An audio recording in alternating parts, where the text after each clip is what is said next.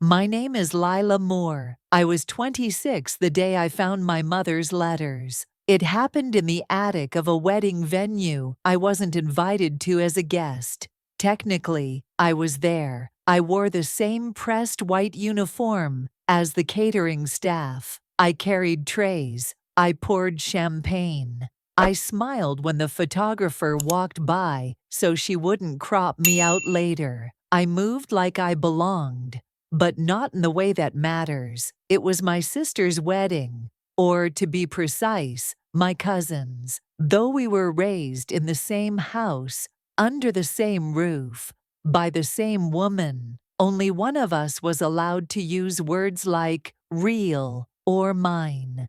The other, me, was the help. My aunt called it chipping in, said it would be meaningful if I supported the family on a day like this, that I'd feel included. But there's a very specific kind of exclusion that happens when you're told to wear an apron while your sister walks down the aisle in silk. That day, I stood on the periphery of every conversation, watched the family toast their favorite child, listened to my aunt gush about her daughter's new life, her new name, her new beginning. Nobody mentioned mine. They rarely did. Growing up, they told me my mother died when I was 4. Pneumonia, they said. Sudden. A tragedy. She didn't suffer. The story never changed, but the tone did. Over time, it became a lesson. They used it to remind me that I was lucky to be taken in. Lucky my aunt had room. Lucky she had the strength to raise another woman's child, especially one from that kind of background. I learned early not to ask too many questions. The answers, when they came, were clipped and unkind. If I cried, I was being ungrateful. If I got quiet, I was being manipulative. If I did well, it was luck. If I failed, it was genetics. They didn't say I was broken. They just said I was like her. That was enough. There's a hierarchy in families like mine. One you don't see in photos, but you feel in every interaction. I wasn't the daughter. I wasn't even the niece. I was the reminder of scandal, of shame, of something they'd tried to bury but couldn't completely erase. So when my cousin got engaged, I wasn't surprised that the venue wasn't chosen for its beauty, but for its discretion. It was private, expensive, controlled, a place where the past couldn't sneak in through the back door. Except that's exactly how it did. I had been sent upstairs to retrieve a backup case of champagne. The attic door groaned against its frame, swollen from humidity. I stepped into the dust and silence, careful not to bump anything too fragile. There were boxes everywhere, some labeled, most not.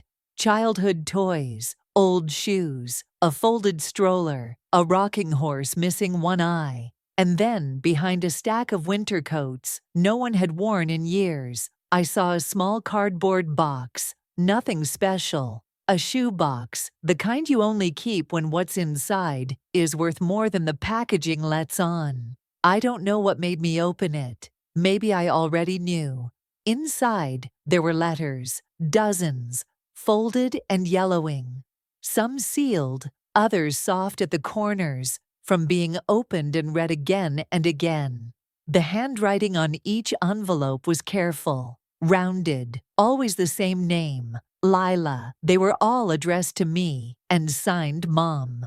I sat down on the floor of the attic. The tray of champagne I was supposed to carry stayed at the top of the stairs, untouched. Time didn't stop, but it folded, bent inward. The first letter wasn't dated. No return address, just my name. Inside, the handwriting was the same. Careful, unrushed, like she'd written it while speaking to me in her mind. Lila, if you're reading this, it means someone didn't destroy everything. That was her first line. No pleasantries, no reassurance, just quiet clarity, the kind that doesn't ask for belief, only presence. She told me I was born on a rainy Wednesday morning, that I hated blankets, that I smiled in my sleep before I could do it awake, that she used to trace my ear with her finger to calm me down, that she used to hum an old lullaby her mother sang to her, one she couldn't quite remember the words to, but the melody stayed. I read 3 letters before I let myself cry. They weren't all sweet. Some were angry, some were scared. A few trailed off, unfinished, like the pain had overtaken her hand. In one, she described the night they came to take me. I was just a toddler, too young to understand anything but tone. She said I clung to her shirt and didn't let go, even when they pried me off. She said I screamed until my voice gave out, until she couldn't hear herself think, and then suddenly, I went quiet. She wrote that the silence broke her more than the screaming ever could. My aunt had always said my mother abandoned me, that she couldn't handle the responsibility, that she left without a word and never looked back. But every letter said otherwise. According to my mother, she had been pressured, not by strangers, but by family. They told her she wasn't fit, that she was unstable, that giving me up was the only way I'd ever have a chance. They gave her papers, told her to sign, said it was temporary, said she'd see me again. She refused. And that's when the story changed. Institutionalized. That was the word she used. They had her declared unwell, unfit to parent, not because she was dangerous, but because she didn't agree, because she resisted, because she tried to fight a system that was already set up to erase her. She wasn't gone. She had been silenced. For years, I didn't know what shocked me more, that she was alive, or that someone had gone to such lengths to convince me she wasn't. Each letter was a record of time I never had. Birthdays, school days, Christmases. She wrote them like postcards from a locked room. She wrote them like prayers. One line stayed with me longer than the rest. Even if they keep you from me, I hope you grow up knowing you weren't thrown away. You were taken. I read that line out loud. The attic stayed quiet. But inside me, something shifted. It wasn't grief. Not yet. It was recognition. The slow, terrifying awareness that everything I had accepted as fact might have been convenience or control. And that the woman who raised me, the one who insisted I owed her my life, might have built that life out of someone else's loss. I stayed in the attic long enough for someone to call my name twice from downstairs. I didn't answer, because I wasn't the same person anymore. By the time I made it back downstairs, the DJ had already cued the entrance music. My sister stood beaming in the center of the room, arms looped through our fathers. Guests formed a semicircle, phones raised, lights dimmed. The engagement toast was about to begin. I set the letters aside in my coat pocket, not hidden, just folded flat, like a reminder that nothing about this night would ever mean the same again. Aunt Marion caught my eye as I stepped into the main hall. She didn't smile. She nodded. Twice. The kind of nod that says, "You know your place. Don't ruin the moment." She raised her glass before the crowd, her voice strong and clear. "To family," she said. "The ones who stay, the ones who show up, the ones who carry legacy forward." The guests clapped. She gestured toward my sister like a proud architect unveiling her masterpiece. Her voice dipped slightly as she added, "Some of us were born to shine. Others, well, let's just say some people are better in support roles." There were a few polite chuckles. My father smirked. Even my sister laughed, demurely, the way people do when they're used to being praised in public and protected in private. No one looked at me. I was there, of course, visible, in the uniform Marion had asked me to wear, just for the early shift. She said it would be helpful, said it would mean a lot to the family. I'd been helping with seating cards, drinks, even clearing a few stray plates. The problem was, no one noticed I hadn't changed. They hadn't expected me to. I wasn't a guest. I wasn't a sibling. Not in the social architecture Marion built. I was a placeholder, a reminder, an accessory, useful when needed, invisible when not. But as I stood in the far corner of the room, hands behind my back, I saw the plaque on the wall. It had always been there, hand-carved, hung at every family event like a sacred artifact. The Windsor legacy, built by blood, bound by trust. That line used to feel like heritage. Now it felt like branding. Because I wasn't blood. Not according to them. Not when it counted. Not when legacies were assigned, or stories were told to strangers who didn't know better. And that word, trust, had been sharpened like a blade behind my back. My aunt raised her glass one last time. To lineage, she said, and to the daughters who make us proud. My sister turned, glowing, as everyone clapped again. Flashbulbs flickered, laughter spilled like champagne. And for one small moment, I imagined walking right up to the mic. I imagined pulling out the letter, addressed to me, and reading it aloud, line by line, while Marion's smile slowly cracked at the edges. But not yet, not tonight, because the kind of truth I had, it deserved a better stage, and I wasn't here to ruin her moment. I was here to reclaim mine. The next morning, I didn't return to the house. I took a train 2 hours north instead. Just me, a coffee I didn't finish, and a folder full of letters written in my mother's hand. The sun hadn't fully risen when I boarded. The station was nearly empty. My phone stayed off. I didn't want answers from anyone else. Each envelope had a date, a smudge of red ink. Some were brittle at the corners, like they'd been moved from drawer to drawer, always meant to be forgotten. I opened them one by one, careful not to damage anything. The handwriting inside never changed. Slanted cursive, deliberate loops, the kind of penmanship you only learn when someone believes your words will be read out loud. My name appeared on every envelope. Not once did she call me her niece. Not once did she write as if we were distant. She wrote like a mother, not in grand sentimental paragraphs, but in the small, stubborn way someone refuses to let you forget who you are, always.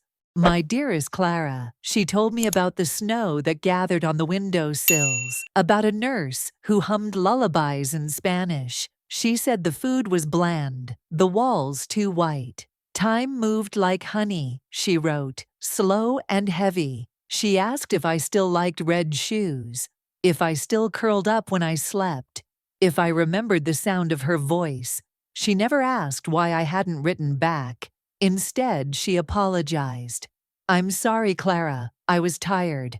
I shouldn't have said no, but I didn't want to sign. Not like that. Not with them standing over me. I read that line 5 times. What hadn't she signed? What had they forced? Then I found the insert, tucked between the pages, clipped by an old paperclip. It was a hospital brochure. Willow Glen Psychiatric Facility. On the back, a signature, Marion's. There was no mistake. The scrawl was the same one I'd seen on birthday cards and school permission slips. I turned the pamphlet over again. The facility address was 2 counties away, remote, easy to forget, even easier to hide. The next letter was dated 2 years later. They tell me you're happy. I hope that's true. But I don't believe them anymore. Then came the silence. 5 years, nothing. Until one envelope, yellowed and thin, held a letter in pencil, the word shaky, pressed down hard. I heard you won a spelling bee. You always liked words. I used to read to you. Do you remember? I had a voice, Clara. I really did. Before they took it, that line made something shift. I wasn't crying, not yet, but I felt my hands go numb, my throat tighten. The kind of ache that makes you quiet because words aren't enough. It clicked slowly. My mother hadn't died. She had been declared inconvenient, a woman unwilling to hand me over to someone like Marion. And for that, she was placed somewhere out of sight, not for illness, not for safety, but for compliance. They didn't need her gone. They just needed her quiet. And Marion knew how to silence women. The law had always been her weapon of choice. She didn't raise her voice. She filed motions, had papers drawn up, presented arguments that made men in robes nod along. The final letter was different. It wasn't folded. My name was written in pencil on the outside, just like the others. But inside, she didn't ask about snow, or shoes, or books.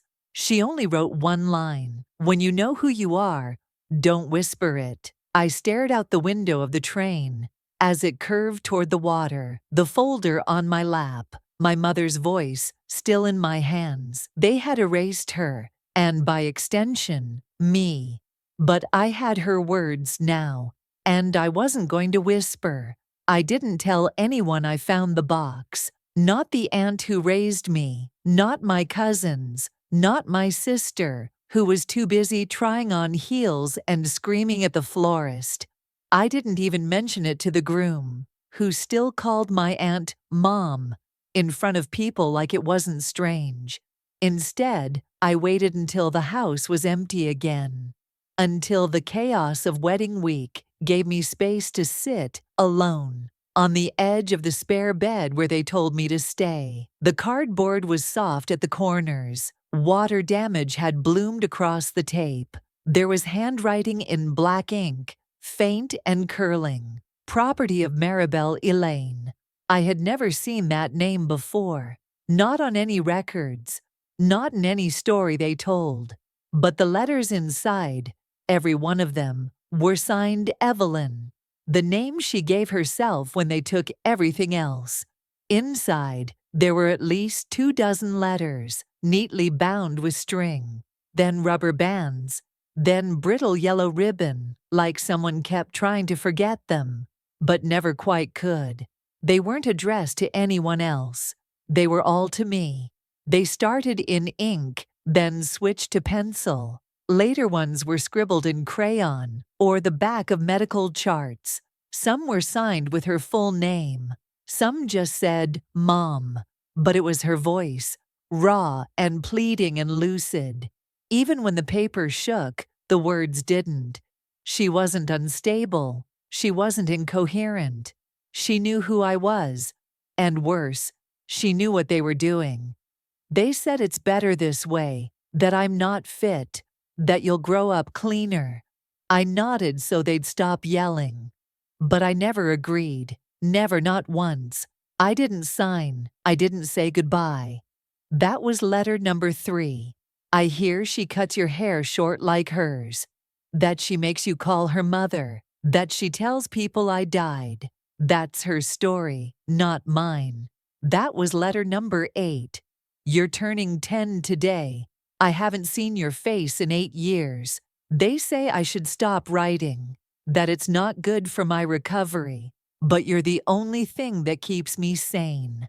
That was letter number 11. By the time I reached the final envelope, I had stopped crying. The tears had no place anymore. This one was different. The paper was folded tighter, thicker. There was no date, but on the front, in slanted, careful handwriting, were 5 words. Read this one out loud.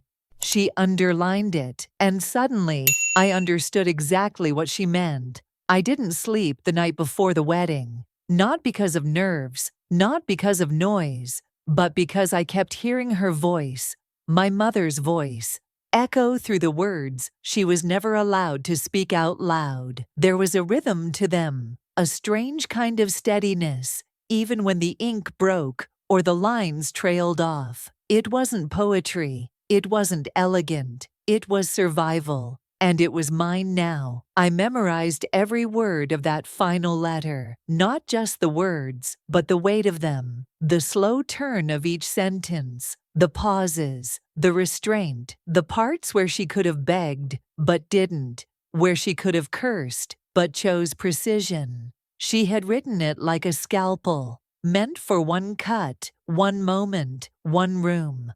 So I picked the room carefully, not the reception, not the dance floor, not the dinner buffet with melting chocolate fountains and fake laughter. No, I chose the moment they would least expect me to speak. The speech, the father of the bride toast, the one where my uncle, the man who let me call him Dad for 2 decades, would raise a glass to the daughter he always knew was special. The daughter who was allowed a real last name, real photos, real heirlooms, a real childhood that didn't come with disclaimers.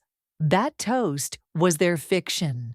Mine would be the correction. I didn't make a scene that morning. I curled my hair like they asked, wore the champagne dress they picked, smiled for the pre-ceremony photos, even when they put me at the edge of every frame.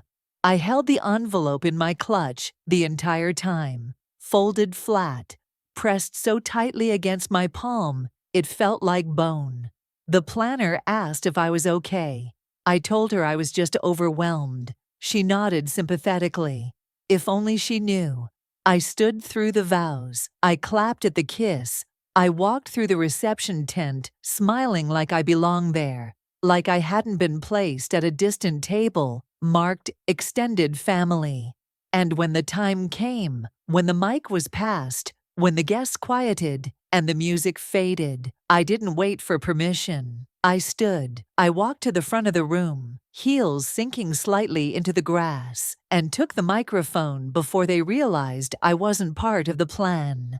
My uncle looked confused. My sister froze mid-laugh. I didn't look at them. I opened the letter. And I began to read. I began with her name, not mine, not theirs, Heron. My name is Evelyn Hale, I read, the words steady in my mouth, shaped by hands that had once trembled just holding the envelope. Some guests thought it was a tribute, a speech, part of the program. They smiled with practiced politeness, nodding at what they assumed was sentimentality. But the second line told them otherwise.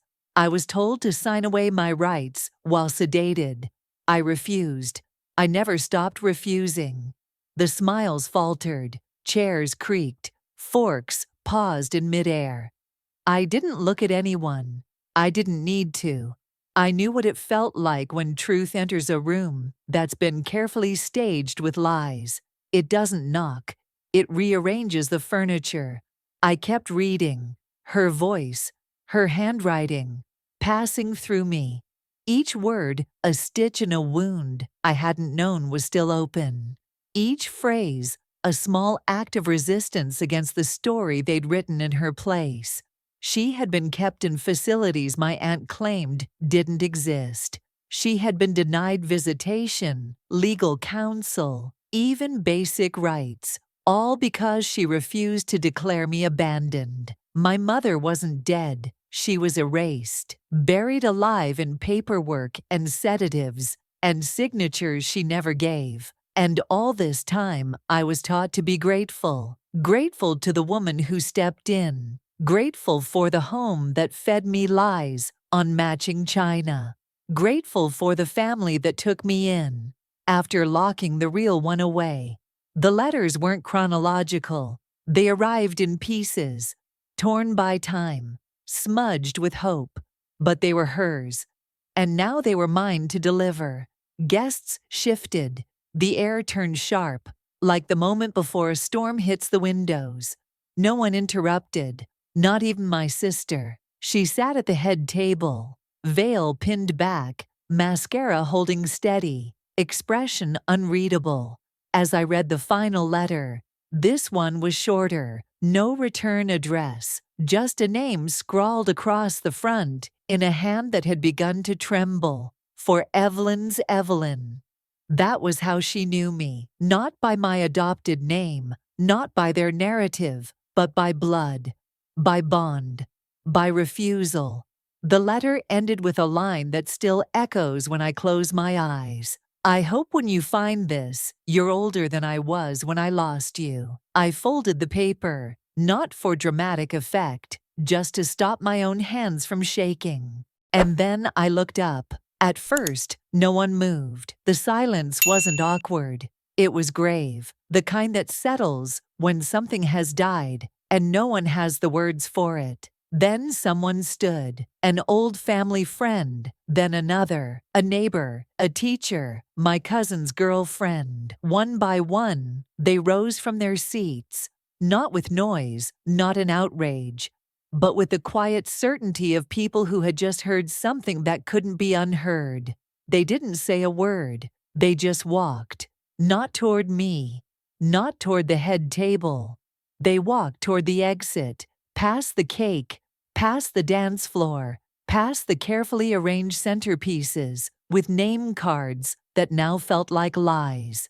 My uncle stammered something. My aunt went pale. A groomsman tried to laugh, but no one joined him.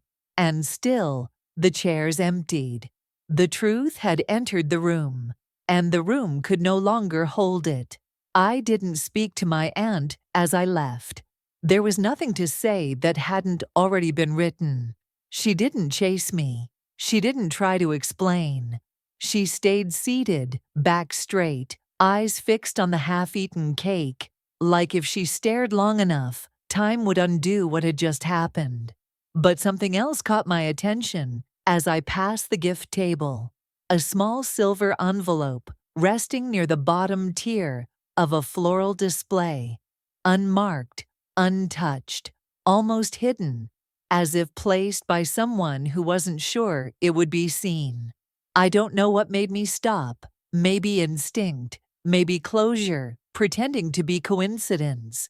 I slipped it into my bag without opening it. It wasn't until later, hours later, after the guests had scattered and my phone had filled with quiet apologies, that I sat alone and unsealed it. Inside was a check and a note. The check was dated 2 weeks earlier, signed by my aunt. The amount was precise, matching what the state had paid her annually in foster subsidies multiplied by 17. Every year she kept me. Every year she told me my mother was gone. And the note, it was just one line. Let this be the end of it. No name, no apology, just compensation dressed up as closure. But it wasn't the end, because silence can look like surrender from a distance. It can look like grace, or indifference, or fear. But I wasn't quiet because I was done. I was quiet because I hadn't started. Not really. This wasn't a story that ended with applause or vengeance. It wasn't about getting even. It wasn't about winning the room or burning it down. It was about turning away from the script they gave me and walking into the one I had started to write the day I opened that first letter. And the first line, it wasn't mine, it was hers. But the rest, every word that followed, would be. I didn't sleep that night. I stayed in the same clothes. I kept the lights low.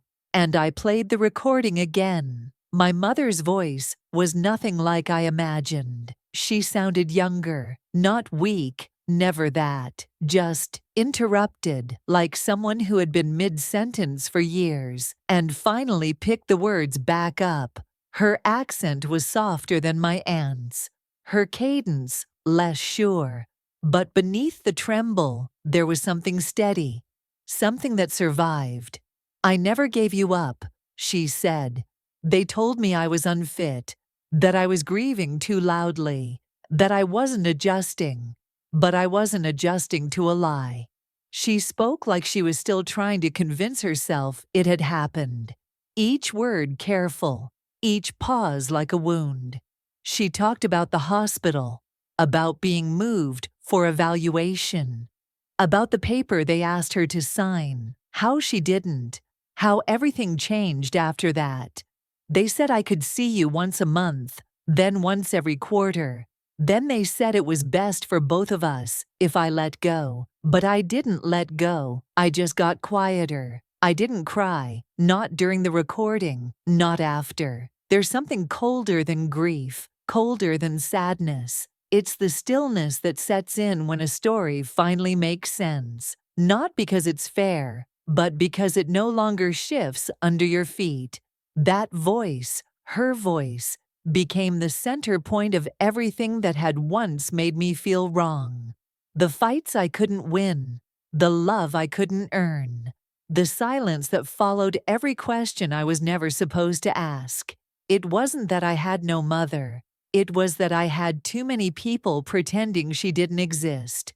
So I stopped pretending too. I reached out to a legal contact who owed me a favor. I didn't want a lawsuit. I didn't need a settlement. I just wanted the records unsealed. I wanted her name restored. I wanted the truth entered into the same system that once erased her. That week, I filed the request. It wasn't fast. Nothing in the bureaucratic aftermath of erasure ever is. But it was documented, official, traceable. My mother's file no longer ended in a redacted stamp or a closed case number. It ended with a notation in black ink. Reunification requested by adult child. Review in process. It was small, but it was real. And after all the things taken from her, dignity, agency, motherhood, I was going to give her this one thing. A footnote, maybe, but one that spoke louder than the silence they gave her. My sister's wedding was held in the same garden where my aunt used to host summer brunches.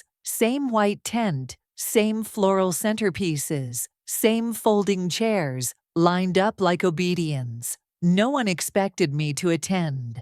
I wasn't in the bridal party.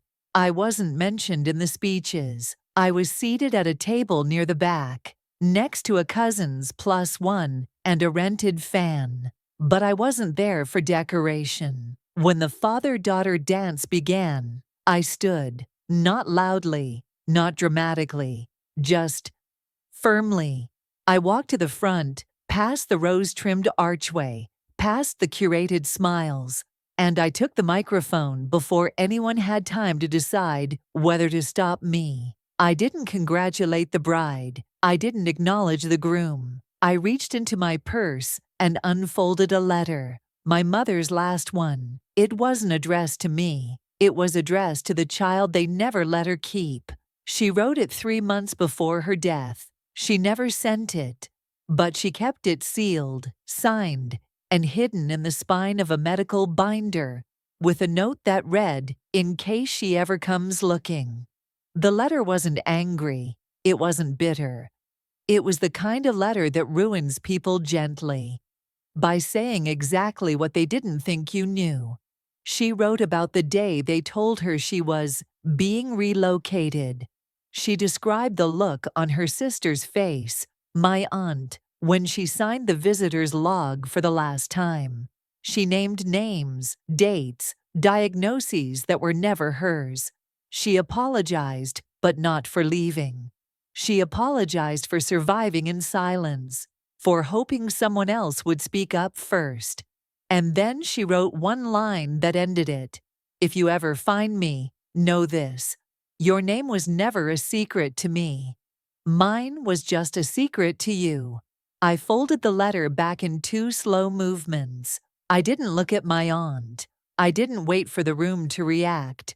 I just walked away. I walked past the buffet, past the photographers, past the 2 women whispering behind paper fans.